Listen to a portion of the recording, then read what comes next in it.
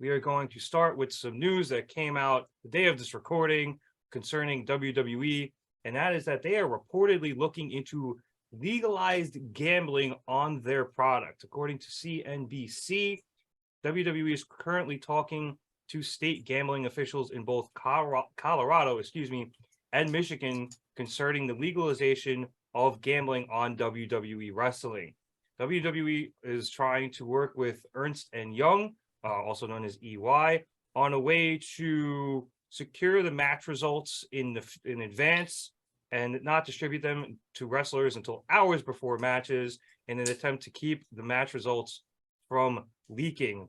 This company, along with some other accounting firms, do similar things with things like the Academy Awards and the Emmys in terms of securing the winners and keeping those in a safe place so that those results won't be leaked beforehand as well.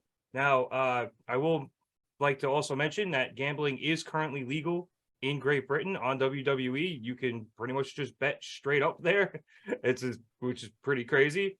And WWE also has a sponsorship deal with DraftKings where you can participate in certain contests for money, where you pick a certain number of things that you think may happen during the show from a list of options. It's usually about 10 things you have to get right that they give you. And the winners are all given a share of the money, or if you're the only winner, you get all of the money. But that pretty much never happens. So, James, I know I'm a little more into gambling than you, but there is a lot to go with this. I think, obviously, this is a huge business opportunity for WWE, just to bring in gambling money, as it has been for other sports leagues, where they can get these sponsorships and get official sports bettors of WWE. And while they have that with DraftKings, they can only expand with the legalization of gambling on wrestling within the United States. And also, too, that I think makes them more attractive to potential buyers as they allegedly look to sell the company. I was all for this a second ago until you started giving the details. That notion that Ernst & Young, or whoever it is it EY. Ernst & Young? Yes. EY would know the results to a match before the wrestlers in the match? I don't think they would necessarily know, but they would keep the results under lock and key. That would be their role in this. If I'm how can any wrestler want that? How can any wrestler want to not know the match they're in until hours before the show? Or not the match they're in, but the results of the match they're in until hours before the show. That seems insane to me. Yeah, I agree, because even when we hear about those stories of, it usually ends up being WrestleMania, where people don't know the result until a couple hours right before the match starts. Like, I think Undertaker and Brock's match wasn't really decided upon until day of at WrestleMania in New Orleans.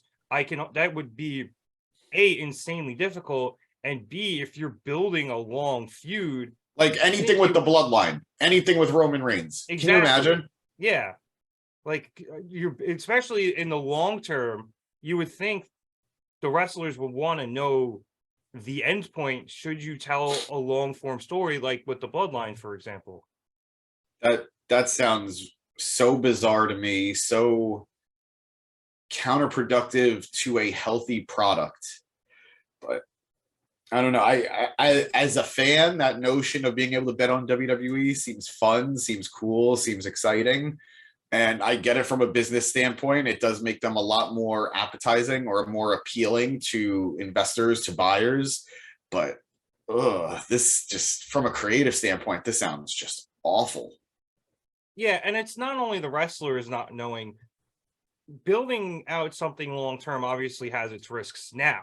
So if somebody gets injured, you have to change things on the fly. Or if there's a wrestler that gets insanely over out of nowhere, you sometimes need to add them to the main event of WrestleMania after they beat the COO of the company, because, they have a really cool chant and you have to make them win. Just to, throw out a generic example there. But like things in wrestling change all of the time. Should you put the results in months in advance and lock that in, you can't not really given the opportunity to change, because if you do that, you're screwing with the lines basically on a whim. And I understand Vince isn't there anymore, and he's not going to change things on a whim the way that, he's not there to change things on the whim the way he used to. Triple H is a lot more measured, I think, as we've seen so far. But wrestling requires like a bit of a the ability to pivot, the ability to improvise. Yes, absolutely. Or take an instance where a wrestler, God forbid, gets severely injured during a match. You have to change the result. Let's go with Chris Jericho versus Pac in WWE back when he was Neville. Yeah. When Neville rolled his ankle, broke his ankle, and Jericho got him. Yeah, and Jericho got himself disqualified. Guaranteed Jericho wasn't going to lose that match, most likely. Yeah, I don't know or remember what the result was supposed to be of that match. I assume it was Neville going over, because that's how Jericho ended up having him do it, because he was like, okay, the ref doesn't realize what's going on here. I got to make myself lose. But Neville can't pin me, so he figured it out. But depending on how they do the wrestling lines, that might impact a payout. Yeah, because if I have Adrian Neville in this instance by pinfall or submission, I lose unless gambling companies are willing to, basically acquiesce to the fact that, okay, if the result was it was supposed to be Neville by pinfall and Jericho got himself disqualified due to injury, we'll just negate that bet. And then what? They're not going to take my money? Yep. Gambling companies are not in the business of giving people their money back. So lots of. I never realized the can of worms this could open, but apparently it's a big one. It's a lot. A lot of worms. And to talk about being able to pivot, go back to the bloodline, you look at something like Sami Zayn. This was not the plan. Exactly. They gave Sami, and I was just reading a Paul Heyman quote on it while looking up some stories for this episode. They gave Sami small breadcrumbs to work with, and he just consistently hit them out of the park until it built into this wonderful storyline that we have, first going into Elimination Chamber and now into WrestleMania. Sami Zayn was no way supposed to be at this level of challenging Roman Reigns for the Undisputed Universal Championship. But at least when it started, but if you had locked in Roman facing whomever at Elimination Chamber back in December, you're stuck with that, no matter what Sami Zayn is doing or how over he is. And also think booking. Absolutely. And on another level too, look at this instance with The Rock, where we were all pretty sure The Rock was supposed to wrestle this year. He was a very big rumor. And then at the last minute, we hear he wasn't ready to do it. So if you have an instance where next year, a month ahead of Mania, The Rock says, you know what? I'm ready. I can do it. I could wrestle Roman. Are you not going to do it because you locked it in months ago? That's crazy. Yeah. That's crazy. Or if a free agent just happens to, show up. Cody Rhodes. Yep.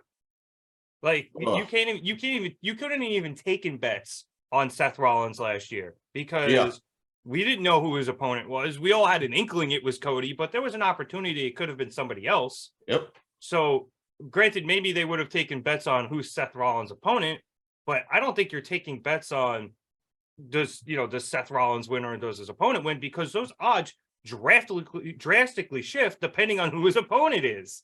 I hate this so much now, and I never thought I would. Yeah, it is a serious can of worms. It's one of those things why despite the fact I probably would have the ability to gamble on WWE, or at least I know places I could if I wanted to, I've never touched it because there's just too much variance in the matches and in how things are booked, and last minute changes. It's a mess. I mean, realistically, betting on wrestling shouldn't feel any different than betting on any sporting event, because all those things you listed, like variables, all the things that could affect the outcome, That's the same thing with, say, football. Yeah, I That's mean, Brock Purdy getting hurt in the NFC Championship game completely screwed over yeah. pretty much anybody who bet on the Niners. So I understand that, but I feel like this is a little different because it's predetermined. And then because if you can't keep this under wraps because the wrestlers don't want it that way, and it messes with creative to the point to too severe of a point where you can't keep the things under lock and key for months because A, people need to know, and B, plans change, as Uncle Dave likes to say. I So then I what? also Then you got to prevent the leaks, and if leaks happen, then they're just going to be taking bets off the board left and right. I also don't understand really. No, I do understand. I was going to say I don't understand why the results being known should affect the betting, but it absolutely does, because if somebody knows it, it could be manipulated. But Jesus, this Well, sucks. yeah, because if you know the bet, or if you Yeah. know who wins, right? You could 100% manipulate the odds. You could start pumping in to whoever the other person is and try to raise or lower the odds of the opponent of the person is going to win, and then go from there. Or like if you get an inside tip on a serious underdog, you could bet them and not tell anybody, and everyone's betting the favorite, and then you win a bunch of money because you had the inside track. So Yeah. I mean, you're just leading to like Tim Donaghy areas of corruption, where, for those of you who don't know, Donaghy was an NBA referee who was working with the mafia to help fix NBA games. Get the line, he would call fouls certain ways, or tell, his, the people he was working with that, oh, these refs have certain tendencies to do this, or we're going to emphasize this in tonight's game, and that's probably going to screw up this player. You should bet this team. And I mean, it worked. It honestly worked. So you're going towards that. And I just think there's knowing the outcome of something just creates way too many unpredictable and uncontrollable factors for both WWE and the gambling companies to try to keep in check. It's a Pandora's box, and even though it's legal in the UK, I understand that. It's just I still don't understand how or why. Their gambling laws are a lot more lax, just generally, but it seems like such a mess. And with America's stricter gambling laws, it's either you have the mess that you currently have in the UK, or you create the mess that we discussed when it comes to creative and trying to keep everything under wraps without changing plans or telling your wrestlers what's going to end up happening.